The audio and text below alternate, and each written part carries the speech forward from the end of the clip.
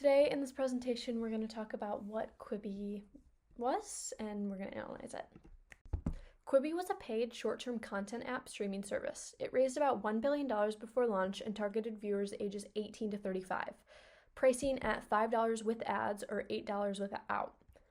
The first year plan was very ambitious, around 175 series and 8,500 short episodes with A-list celebrities. Quibi launched on April 6, 2020 during peak COVID-19 and shut down December 1st, 2020. Its catalog later lived on as free ad-supported programming through the Roku channel. The core takeaways fit. Quibi asked people to pay for short-form content they were only used to getting for free. It launched mobile only with limited sharing and delayed TV access during peak lockdowns and spent heavily before proving repeat use and retention. Those factors combined to stall growth and shorten the runway. Here's a quick look at Quibi's timeline. The story starts in 2018-2019 when Quibi raised $1 billion in capital and began building in its massive lineup of short-form shows, locking in deals with top Hollywood creators like Leonardo DiCaprio, and I can't remember any others.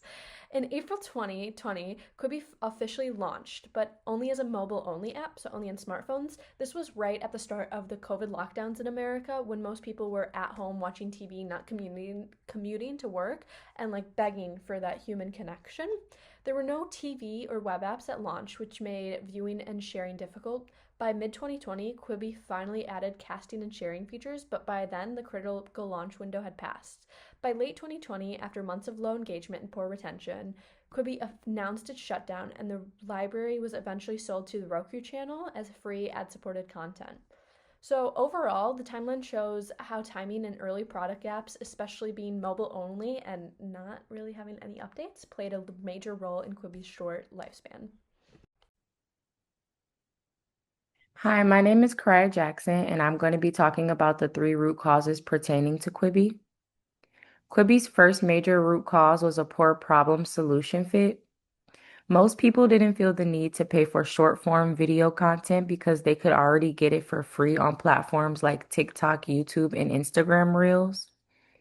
The subscription model just didn't make sense to users. They were paying more but getting less time on screen. Even though Quibi offered a free trial, fewer people stuck around afterward. The content wasn't meaningfully different or more valuable than what was already available for free, which led to low retention and weak perceived value overall. The second root cause was a mismatch between Quibi's product strategy and real-world behavior during the COVID-19 lockdowns. Quibi launched as a model-only platform, just as everyone was stuck at home watching shows on their TVs. At launch, there were no TV apps and limited ways to share content, which really hurt momentum and social proof. By the time Quibi added sharing features and TV compatibility, the hype window had already closed. They lost value early on in word of mouth marketing. The third major root cause was around pricing and business model economics. Quibi used subscription video on demand, the same model as Netflix or Hulu, but for more shorter content. At the same time, the company spent heavily before finding product market fit, locking in expensive shows and production costs before knowing if people would watch or pay. On top of that, Quibi's contracts let creators resell longer versions of their shows elsewhere, which weakened exclusivity and the platform's long-term differentiation. Altogether, these financial and strategic decisions created a short runway to learn and adapt, leaving little room to pivot once problems became clear. Hello everyone, my name is Kenneth Mcbride, and today I will present the next 4 slides. First, I'll start off with the macro backdrop and the reasons why this product did not succeed. First, Quibi launched into a crowded moment, and then it was a bad time to launch. Everything was already a very saturated market, and then it was also because it was multiple extremists were already arriving, which made consumers even more selective than they already were. Subscription fatigue was also rising, and so any new paid service needed a very clear must-have edge over its competitors, and it was against both free short-form content, unlike apps like TikTok and YouTube, and long established platforms such as Netflix and Prime Video and other stuff like that. And Quibi just didn't differentiate itself enough.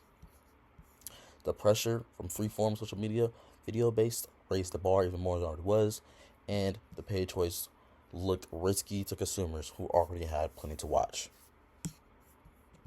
It didn't understand its audience or the short form market. It promised Hollywood style videos, but users wanted relatable, shareable clips like on TikTok or YouTube or Instagram Reels.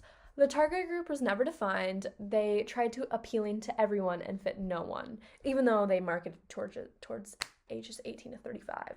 Launching as a paid mobile-only app during lockdown, limited reach, and ignoring share features killed word-of-mouth growth. Their production costs were massive, around $150,000 per minute, which wasn't sustainable. In the end, Quibi's value didn't match what viewers actually wanted: free, fast, and social content. Now, the choice we decided, which was Pivot, and we're going to explain why we chose Pivot over all the other options. First, we chose Pivot because pauses burns cash, and if Quibi was to slow down its operations and tried to do a pause, the company had already spent billions on production, marketing, and salaries, but had no strong user base to offset the cost. So pausing to wait for growth wasn't an option. As subscriptions weren't rolling in, and the revenue was minimal. Secondly, if it was pursue further involvement, it scales the losses. The model itself was already flawed. People didn't want to pay for short form videos when the free options like YouTube and TikTok already existed. So trying to grow this model by pursuing it meant scaling losses, not profits, because more users didn't equal more revenue in a product where people didn't value enough to buy it. Third, Punch Out, which was wasted assets already there, shutting down completely would have meant losing the huge investments already made into the new technology, exclusive shows, and the Hollywood partnerships. A straight Punch Out, aka complete shutdown, would have wasted those assets that could be repurposed or sold to. So a pivot would be the best option, which is why we chose it, because pivoting allows Quibi to salvage what it could, so its content library and production quality and talent relationships by selling or licensing these to other platforms like Roku or other apps or platforms like that. And the pivot recognized that product format was wrong, not that necessarily the content itself that's on the product was wrong. So if Quibi was to do all these, if Quibi was to do any of these, the best one would be the pivot, because it will allow for it would fix the change of distribution and adjust the business model by having to go through ads and not subscriptions. And the pivot showed that if Quibi's idea to survive, it had to meet the audiences where they already were, not force them into a new platform. Lastly, this slide, we're going to explain why pivot and the 4 concrete moves that we would do if we was to pivot. The first one was to make the core experience free and ad supported, then keep a light subscription for perks like downloads and early access. The second would be to ship the full party access through like TV, the internet, like social, like web surface, and then most mobile devices, so users can watch wherever and whenever they want, and discovery isn't contained by device. Thirdly, we'll make sure the design shareability into the product, so easy clipping, embedding, remixing content like other platforms, and then add referral rewards that benefit both creators and viewers to drive organic growth within the platform.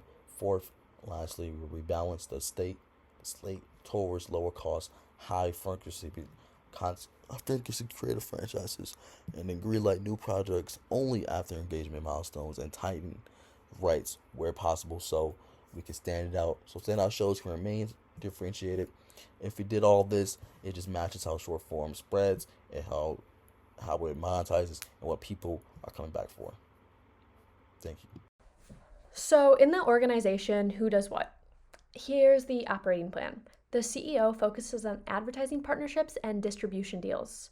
Product delivers device parity, so uses all types of devices, TVs, and all stuff like that. Profiles, concurrent streams, and share tools to be able to share it with your friends. Content shifts spending to repeatable, creator-led formats with a steady weekly cadence. Instead of going to A-list celebrities, use the viral people on TikTok and YouTube. Like in 2020, Charli D'Amelio was all the rage. Her cult-like following would have followed over to Quibi if they just casted her. Growth runs rapid experiments, builds creator communities, and optimizes referrals.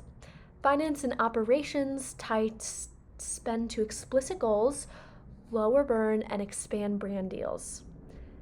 Clear owners and scopes then speed up execution. Our North Star is 90-day retention. For acquisition, we track CAC and the viral coefficient from sharing. For engagement, we monitor weekly active users and average session length plus the share rate. For revenue, ad load and eCPM tell us monetization quality along with the free to paid upgrade rate. For costs, we watch costs per completed hour and time to first breakout hit. These metrics confirm whether the pivot is working end to end. The lessons are straightforward. Overfunding before product market fit reduces pressure to learn. Don't prioritize novelty over disruption reality. Where people watch matters. Partner-led bundles can't replace product-led social discovery, and pricing power was misread in a category that trained users to expect free. The bottom line, short-form content works best as ad-supported content, available on every device with sharing and community at the center. That's the path we'd take.